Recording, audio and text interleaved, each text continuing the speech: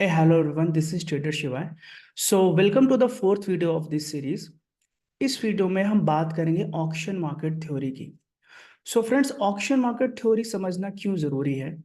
देखिए, जनरली हम लोग ऑर्डर फ्लो के पीछे ही भागते रहते हैं, बट क्या होता है फ्रेंड्स, ऑर्डर फ्लो में आप लार्जर मार्केट कॉन्टेक्स्ट आपको नहीं मिल पाएगा। अगर आपको मार्केट का पूरा कॉन्टेक्स्ट चाहिए, मार्केट से लेवल्स निकालने हैं, तो उसके लिए आपको ऑक्शन मार्केट थ्योरी को ठीक से समझना होगा, जिससे हमको पता चलता है कि मार्केट का बिहेवियर किस एरिया में कैसा रहने वाला है और हमको वहां पे क्या हाइपोथेसिस बनानी है, और फिर हम ऑर्डर फ्लो की मदद से उस हाइपोथेसिस को वैलिडेट करते हैं। राइट, सो अगर हमारा लार्जर कॉन्टेक्स्ट स्मॉलर कॉन्टेक्स्ट यानी ऑर्डर फ्लो के साथ, राइट, सो लार्जर कॉन्टेक्स्ट आप कैसे पता करेंगे? ऑक्शन मार्केट थ्योरी से, और स्मॉलर कॉन्टेक्स्ट आपको पता चलेगा ऑर्डर फ्लो से। सो अगर ये हमारे दोनों मैच करते हैं, then we can go for a trade. Right, so हमको सबसे पहले तो हमारा लार्जर कॉन्टेक्स्ट पता होना चाहिए, जिसको हम समझेंगे ऑक्शन मार्केट थ्योरी में। राइट, बट उसके पहले फ्रेंड्स एक छोटा सा अनाउंसमेंट है। सो फ्रेंड्स, जैसा कि हम जानते हैं कि इंडिया में अभी भी मार्केट प्रोफाइल, वॉल्यूम प्रोफाइल और ऑर्डर फ्लो के जो ट्रेडर कम्युनिटी है, ये काफ़ी छोटी है। सो अभी भी बहुत सारे ट्रेडर्स जो ट्रेडिशनल टूल्स हैं हमारे, trend line, indicator, chart pattern, उसका यूज़ करते हैं। सो इसके लिए हम ट्राई कर रहे हैं कि हमारी जो कम्युनिटी है ये बड़ी हो, जिससे हम एक दूसरे की हेल्प कर पाएं। सो इसके लिए हम एक नया इनिशिएटिव ला रहे हैं, और वो इनिशिएटिव है कि हम अपने प्लेटफॉर्म पे जो रियल ट्रेडर्स हैं उनके इंटरव्यूज लेंगे, जहां पे वो अपने एक्सपीरियंसेस, अपनी स्ट्रैटेजी, अपनी स्टडी वो शेयर कर सके लोगों के साथ, और काफ़ी ट्रेडर्स को उसका बेनिफिट हो। राइट, सो यहाँ पे अगर आप हमारे प्लेटफॉर्म पे आकर के अपनी कुछ लर्निंग शेयर करना चाहते हो, तो आप डेफिनेटली आप हमको admin@gocharting.com पे एक मेल भेज सकते हो। सो आइए अब चलते हैं हम अपनी लर्निंग की तरफ। ओके, सो यहाँ पे आप देखिए, मैंने लिखा हुआ है स्क्रीन पे, बैलेंस वर्सेस इम्बैलेंस इन प्रोफाइल। सो फ्रेंड्स, आपको ये समझना पड़ेगा कि जो हमारा मार्केट है वो काफ़ी टाइम कंसोलिडेट करता है, और फिर वहां से एक ब्रेकआउट होता है, और ब्रेकआउट होने के बाद बहुत सारे ब्रेकआउट ट्रेडर्स उस ब्रेकआउट को कैच करने की कोशिश करते हैं। सो हम इस कॉन्सेप्ट को थोड़ा सा और अच्छे तरीके से समझने की कोशिश करते हैं। सो फ्रेंड्स, आप अगर मार्केट में देखेंगे ना, तो आपको बैलेंस और इम्बैलेंस दो तरह के मूव मिलेंगे। ठीक है, तो ये जो बैलेंसिंग मूव होते हैं ये रिस्पॉन्सिव प्राइस एक्शन की वजह से होते हैं, और जो इम्बैलेंस मूव होते हैं वो इनिशिएटिव प्राइस एक्शन की वजह से होते हैं। तो आखिर ये क्या है, इसको डीप में समझते हैं। सो फ्रेंड्स, हम बहुत ही प्रैक्टिकल एग्जांपल लेने वाले हैं। जैसे हम कोई सामान खरीदने जाते हैं मार्केट में, और उसके फेयर वैल्यू के बारे में हमको पता नहीं है। से फॉर एग्जांपल, आप कोई सेकेंड हैंड गाड़ी लेने जाते हो। अब वो गाड़ी कितने साल चल चुकी है और कितने किलोमीटर चल चुकी है, आपको उसके बारे में ठीक से आइडिया नहीं है। तो आप हमेशा क्या करते हो, आप अपने कुछ फ्रेंड से कंफर्मेशन लेते हो कि क्या ये प्राइस इसका सही है कि नहीं। राइट, जितने ज्यादा लोग उस प्राइस को कंफर्म करते हैं कि हाँ भाई ये प्राइस ठीक है, इस प्राइस पे आप ले सकते हो, तो आपका कॉन्फिडेंस बिल्डअप होता है और आप उस प्राइस पे ही खरीदना पसंद करते हो।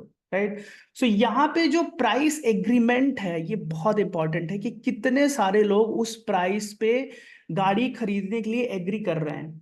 राइट, यहाँ पे आप हम एक दूसरा एग्जांपल लेते हैं। सपोज हमारे पास एक कोई कार है, और आप देखोगे तो कार एक पर्टिकुलर स्पेसिफिक प्राइस पे नहीं बिकती है, उसकी एक रेंज होती है। जैसे फॉर एग्जांपल, उस कार का जो रेंज है 15 लाख टू 15.5 लाख की रेंज में है। फॉर एग्जांपल, कोई दिवाली पे कोई ऑफर आ गया, या किसी फेस्टिवल पे कोई ऑफर आ गया, तो कार का प्राइस में हमने 10% का डिस्काउंट दे दिया, 5% का डिस्काउंट दे दिया, तो उसका प्राइस आ गया नीचे 15 लाख। फिर उसके बाद फिर नेचुरली उसका प्राइस 15.5 लाख पे आ गया। तो अब यहाँ पे देखने वाली बात यह है कि जब भी कोई ऑफर आता है, राइट, जब कोई ऑफर आता है तो लोगों को लगता है कि भाई ये 15 लाख पे आ गई है, जो जनरली 15 लाख 50,000 या 15 लाख 30,000 पे मिलती थी। तो अभी तो प्राइस ये सस्ता हो गया है, तो चलो हम इसको खरीद लेते हैं। जो सेल आते हैं, बहुत सारे सेल आप देखते हो मार्केट में, राइट, तो यहाँ पे बहुत सारे बायर्स आते हैं जो कि उस कार को खरीदना चाहते हैं, क्योंकि यहाँ पे क्या हो गया, यहाँ पे अभी कार हमारी सस्ती हो गई। ठीक है, इसके बाद क्या होगा कि अब फिर उस कार के जो दाम है वो नेचुरली थोड़ा ऊपर जाएंगे। तो यहाँ पे क्या होगा कि बहुत सारे जो सेलर्स होंगे ना, उनको लगेगा कि यार अभी तो कार का प्राइस ऊपर चला गया है, क्योंकि जनरली कार का प्राइस क्या है, 15.2 लाख के रेंज में है अगर आप इसके मिडिल को देखोगे। तो यहाँ पे 15.5 लाख में अगर कार का प्राइस आता है तो लोगों को लगेगा कि नहीं यार कार तो महंगी हो गई, चलो इसको फटाफट बेच दें। राइट। सो ऐसा एक ये नेचुरल प्रोसेस होता है कि अगर किसी चीज का दाम सस्ता होता है तो लोग सोचते हैं कि ये सस्ता हो गया, चलो इसको खरीद लें, और अगर उस चीज का दाम महंगा हो गया तो बहुत सारे लोग सोचते हैं कि चलो ये महंगा हो गया, इसको हम बेच देते हैं। राइट। सो अब यहाँ पे इसी तरह से आप स्टॉक के प्राइस को भी समझिए कि यहाँ पे हम एक वैल्यू एरिया डिसाइड करते हैं। अब ये वैल्यू एरिया फ्रेंड्स क्या होता है, किसी भी स्टॉक का सबसे ज्यादा जो ट्रेडिंग होती है उसमें जो 70% एरिया जो वॉल्यूम का होता है उसको हम वैल्यू एरिया कहते हैं। तो यहां पे भी अगर आप कार के केस में भी देखोगे तो ज्यादातर जो ट्रेडिंग हुई होगी ना, कार की जो ज्यादातर ट्रेडिंग हुई होगी वो 15 लाख टू 15.5 लाख के बीच में ही बहुत सारे लोगों ने खरीदा और बेचा होगा। ठीक है। तो ये हमारा क्या है, ये हमारा average price of the car है, और इसी को हम वैल्यू एरिया कह सकते हैं अपने स्टॉक मार्केट के केस में। अब यहां पे एक कंडीशन मैं आपको बताता हूं। सपोज ये जो कार है ये कोई स्पेशल कार है, ठीक है, और जिसको एक बंदा है उसको वो कार बहुत पसंद है और उस बंदे का बर्थडे आ गया। ठीक है। अब उसको वो कार चाहिए, लेकिन वो कार उस समय शोरूम में अवेलेबल नहीं है। ठीक है। अब उसको वो कार चाहिए तो उसके फादर ने बोला कि नहीं, मैं अपने बेटे को ये कार देना चाहता हूं। तो अब वो जाएगा मार्केट में ढूंढेगा, तो अगर मान लो किसी व्यक्ति के पास कार है वो वाली, और वो नई कार लेके आया है अभी, अब उसको पता लगा कि इसको अपने बेटे को ये बर्थडे में ये कार देनी है। राइट। तो बट उसको ये भी समझ में आ रहा है कि मार्केट में अभी और कार अवेलेबल नहीं है, तो वो क्या बोलेगा, वो बोलेगा नहीं भाई मैं 15.5 लाख में नहीं बेचूंगा, मैं इसको बेचूंगा तकरीबन 18 लाख में। ठीक है। तो अब यहां पे क्या हो गया कि जो बंदा खरीदने वाला है उसको खरीदना ही है, अब उसके पास कंपल्शन है कि नहीं मुझको खरीदना ही है।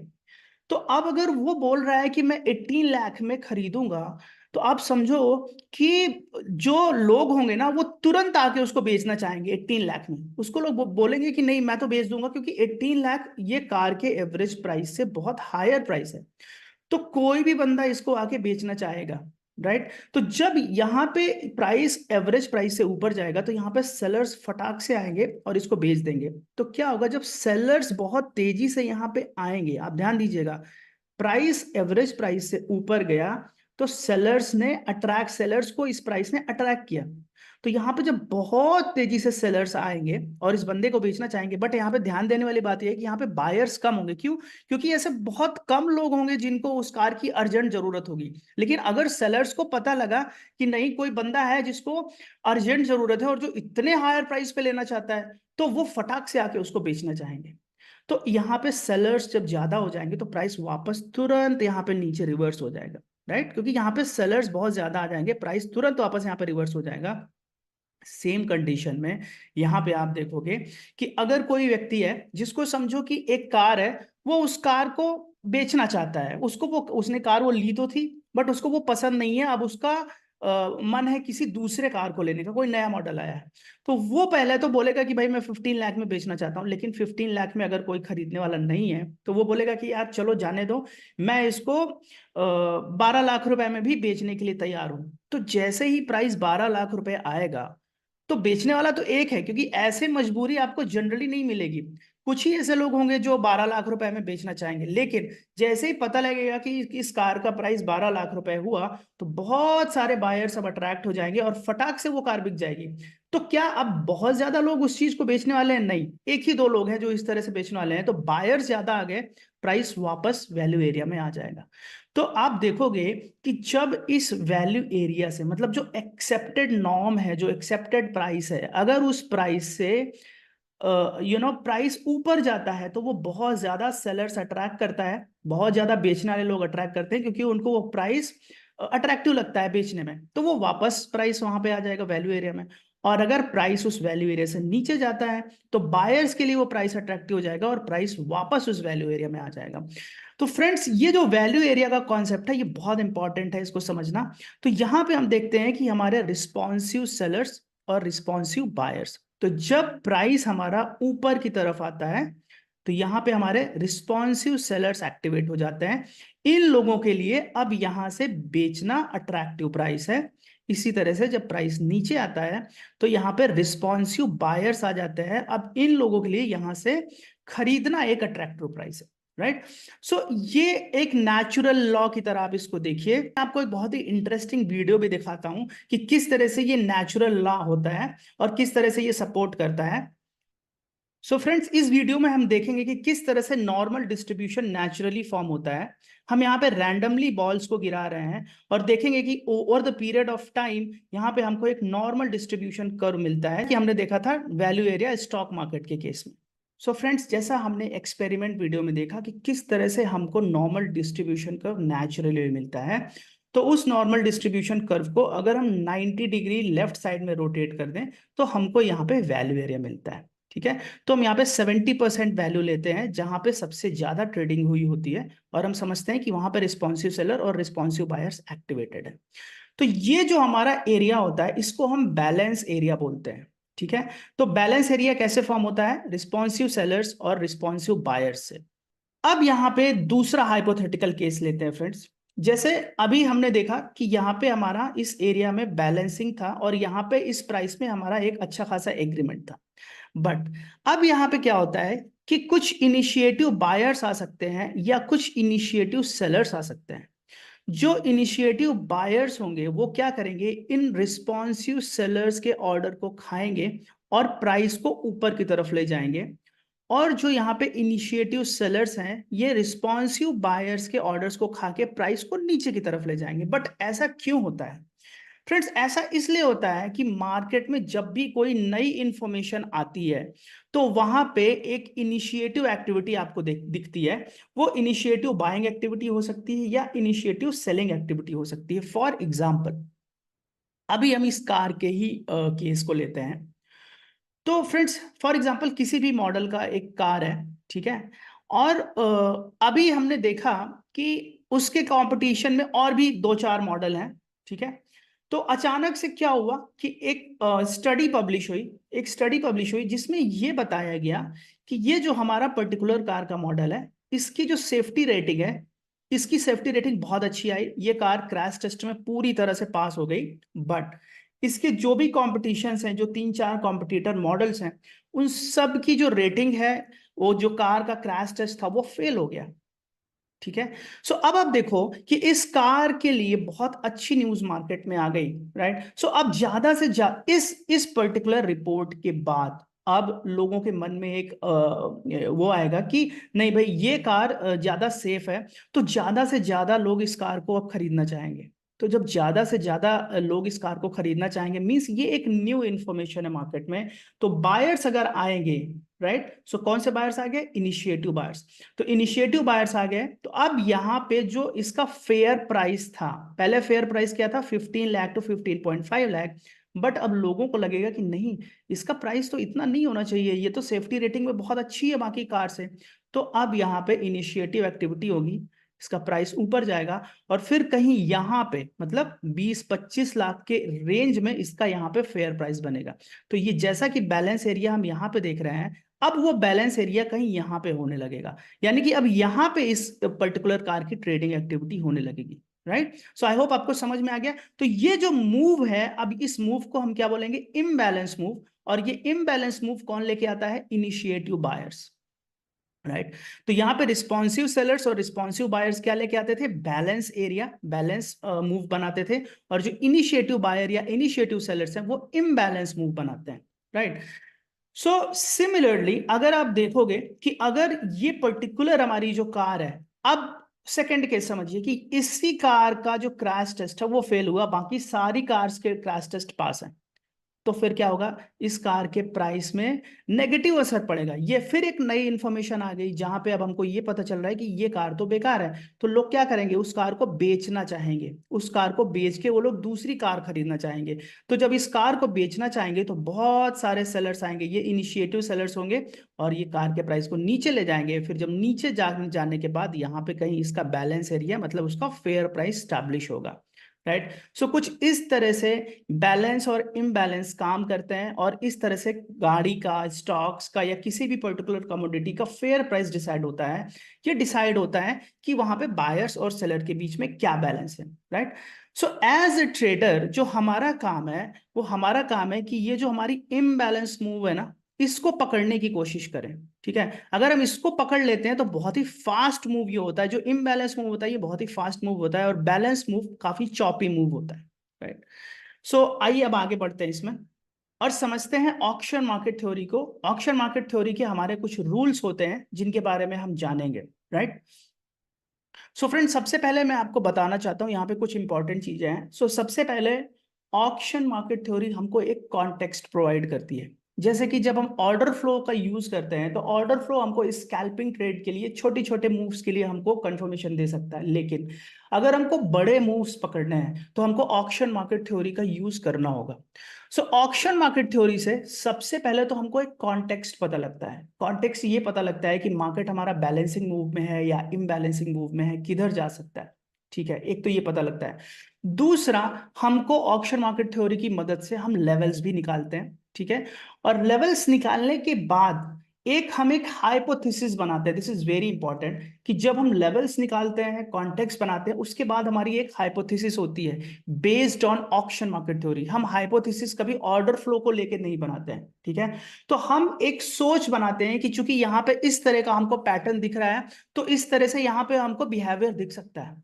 तो ये जब हमारी हाइपोथेसिस बनी, उसके बाद उस हाइपोथेसिस को हमको ऑर्डर फ्लो से वैलिडेट करना है। अगर वो हमारी हाइपोथेसिस ऑर्डर फ्लो से वैलिडेट हो जाती है, हम एक ट्रेड वहां पे ले सकते हैं, राइट।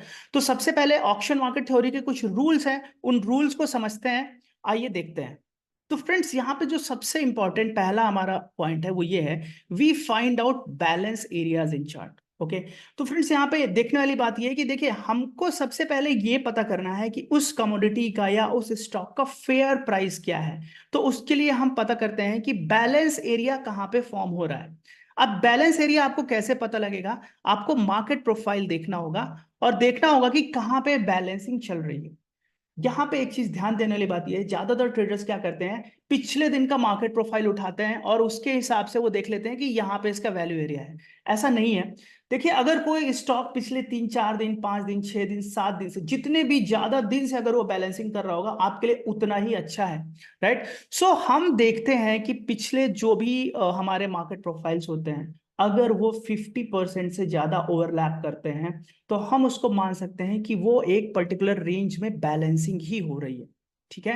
क्योंकि जो हमारे इंस्टीट्यूशंस होते हैं वो एक ही दिन में पोजीशन नहीं बनाते हैं, उनकी पोजीशन बनने में काफी दिन भी लग सकते हैं, कई कई बार। तो हमको देखना होगा कि over the period of the time ऐसे कौन कौन से प्रोफाइल हैं जो ओवरलैप कर रहे हैं, और आपको उन सारे प्रोफाइल्स को मर्ज करना है। ये चीज मैं आपको दिखाता हूं अभी चार्ट पे। सो फ्रेंड्स, इस चार्ट में हम देख सकते हैं कि हमारे पास कई दिनों के मार्केट प्रोफाइल है।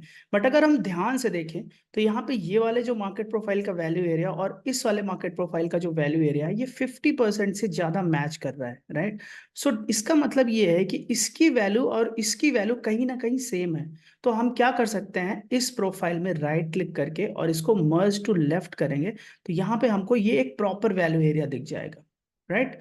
सो कुछ इस तरह से हम कंपोजिट प्रोफाइल्स बनाते हैं। सो हमको वैल्यू एरिया फाइंड करने के लिए किसी एक पर्टिकुलर दिन का ही वैल्यू एरिया नहीं देखना है, बल्कि हमको देखना है कि उस एरिया में क्या कंसोलिडेशन हो रहा है क्या। सो अगर हम यहाँ पे देखें तो यहाँ पे आप देखोगे 1 2 और 3, ये तीनों प्रोफाइल के जो वैल्यू एरिया है ये पूरी तरह से ओवरलैप कर रहे हैं। तो हमको क्या करना है, यहाँ पे राइट क्लिक करके और मर्ज टू लेफ्ट करते जाना है। तो इसको भी हम इसी तरह मर्ज टू लेफ्ट करेंगे, और अब हमारे पास ये प्रॉपर वैल्यू एरिया आ गया, राइट। सो इस तरह से कुछ हम कंपोजिट प्रोफाइल्स बनाते हैं।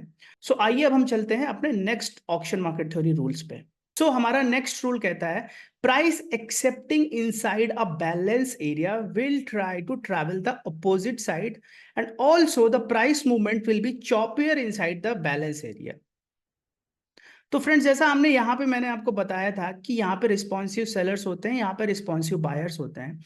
तो एक बार प्राइस अगर इस वैल्यू एरिया के अंदर आया तो यहाँ पे रिस्पॉन्सिव सेलर्स उसको सेल करेंगे, वो प्राइस जाएगा नीचे तक, और यहाँ से रिस्पॉन्सिव बायर उसको फिर से बाय करेंगे, प्राइस ये फिर से ऊपर की तरफ जाएगा। राइट। सो ये जो हमारा रूल है आप देखोगे तो प्राइस कुछ इस तरह से, एक बार अगर प्राइस जो है पिछले वैल्यू एरिया के अंदर एंटर हुआ, राइट, तो वैल्यू एरिया के अंदर वहां पे रिस्पॉन्सिव सेलर्स और रिस्पॉन्सिव बायर्स एक्टिवेटेड रहते हैं। तो हम यहाँ पे ये एज्यूम करते हैं कि अगर वैल्यू एरिया हाई पे प्राइस है तो वहां से वो वैल्यू एरिया लो तक ट्रैवल करेगा, और अगर वैल्यू एरिया लो पे प्राइस है वहां से रिवर्स होता है तो वो पूरा वैल्यू एरिया हाई तक ट्रैवल करेगा। सो हमको यहाँ से इस रूल से हमको दो मदद मिलती है। पहली बात तो यहाँ पे वैल्यू एरिया के पास हम रिवर्सल ट्रेड के बारे में सोच सकते हैं, राइट। सो एजेस में हम रिवर्सल ट्रेड के बारे में सोच सकते हैं। दूसरा, अगर हमको रिवर्सल ट्रेड मिलती है तो हम फिर सीधा कहाँ जाएंगे, वैल्यू एरिया हाई या वैल्यू एरिया लो, यानी कि हमको एक टारगेट का भी अनुमान मिलता है कि प्राइस कहाँ तक जा सकता है। ठीक है। और ये चीज रिवर्सल ट्रेड कैसे पता करेंगे, ये फिर हम आइडेंटिफाई करेंगे ऑर्डर फ्लो से। तो जैसा मैंने आपको पिछले वीडियो में बताया था, क्या पता करना है वहां पे, absorption, exhaustion and aggression on the opposite side. ठीक है, अभी आगे आने वाली स्लाइड में इसके बारे में बात करेंगे। तो ये तो हमारा हो गया ऑक्शन मार्केट थ्योरी का रूल नंबर 2। ठीक है। अब यहाँ पे ये रूल नंबर 3 है फ्रेंड्स, यहाँ पे ये 2 नंबर गलत लिखा हुआ है। सो रूल नंबर 3 है price accepting outside a balance area will try to travel in the imbalance direction, also the price movement will be very fast in the imbalance zone. तो जैसे हमने अभी हमने कॉन्सेप्ट को समझा था कि यहाँ पे जो हमारी कार थी उसका एक एक्सेप्टेड प्राइस था जहां पे उसके ट्रांजैक्शन हो रहे थे, बट नई इंफॉर्मेशन आती है, जैसा कि हमने देखा कि वो वाली कार जो है क्रैश टेस्ट में पास हो गई थी, बाकी सारे कॉम्पिटिटर फेल हो गए थे। तो क्या हुआ, न्यू इंफॉर्मेशन आती है, तो ये क्या हो जाएगा, मैंने यहाँ पे क्या लिखा है, price accepting outside the balance area will try to travel in the imbalance. तो प्राइस अब इस एरिया के ऊपर एक्सेप्ट हो चुका है। क्यों? क्योंकि न्यू इंफॉर्मेशन आ गई है, कार की डिमांड बढ़ गई है। तो अब एक बार कार की डिमांड बढ़ गई है तो चूंकि बायर्स आएंगे, बहुत सारे इनिशिएटिव बायर्स आएंगे, तो हम एक्सपेक्ट करेंगे कि कार का प्राइस और ऊपर की तरफ ही जाए, और ये जो मूव होता है ये बहुत ही ज्यादा फास्ट होता है।